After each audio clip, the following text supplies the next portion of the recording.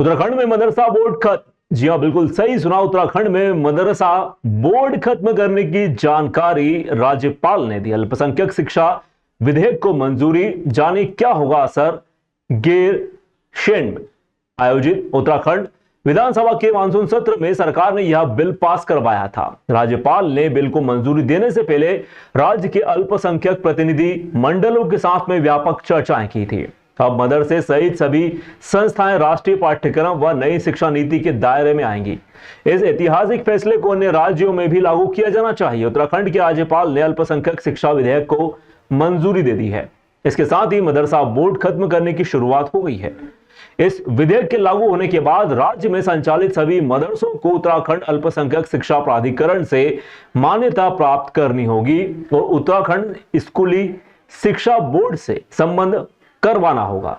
यह कदम राज्य के अल्पसंख्यक शैक्षणिक संस्थानों को मुख्यधारा की शिक्षा प्रणाली में एकीकृत करने की दिशा में एक अहम कदम है। राज्यपाल लेफ्टिनेंट जनरल गुरमीत सिंह सेवानिवृत्त की मंजूरी देने के निर्णय को मुख्यमंत्री पुष्कर सिंह धामी ने राज्य में एक समान और आधुनिक शिक्षा प्रणाली बनाने की दिशा में ऐतिहासिक कदम बताया। उन्होंने घोषणा की है कि जुलाई 2026 के शैक्षणिक सत्र से सभी अल्पसंख्यक स्कूल नेशनल करिकुलम फ्रेमवर्क यानी कि एनसीएफ और नई शिक्षा नीति एनईपी 2020 को अपनाएंगे। गैरसैंण में आयोजित उत्तराखंड विधानसभा के मानसून सत्र में सरकार ने यह बिल पास करवाया था। राज्यपाल ने बिल को मंजूरी देने से पहले राज्य के अल्पसंख्यक प्रतिनिधि मंडलों के साथ में व्यापक चर्चाएं की थी। इनमें सिख, मुस्लिम, जैन, ईसाई, बौद्ध आदि धर्मों के लोग शामिल थे।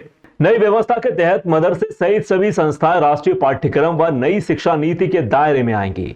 इस कदम के साथ ही उत्तराखंड देश का पहला राज्य बन जाएगा जहां मदरसा बोर्ड को समाप्त कर अल्पसंख्यक शिक्षा संस्थानों को मुख्यधारा की शिक्षा प्रणाली से जोड़ा जाएगा।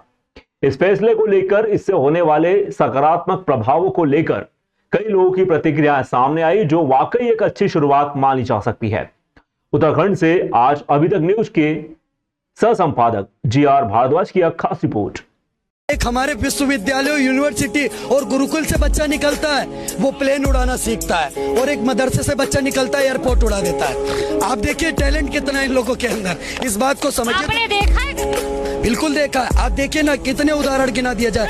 आप चलिए इस देश में RSS है। चलिए, मैं पत्रकार महोदय, मैं कहना चाहता हूँ, सांप की प्रजाति में सारे सांप जहरीले नहीं होते, पर आपके घर में सांप आता तो डसवा के देखती है क्या कि ये जहरीला है कि नहीं है?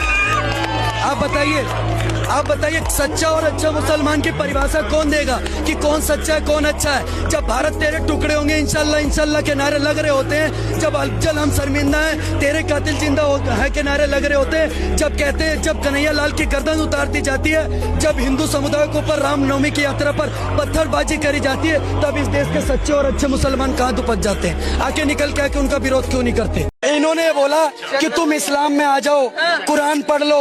मैंने इतने बुरे दिन नहीं आए।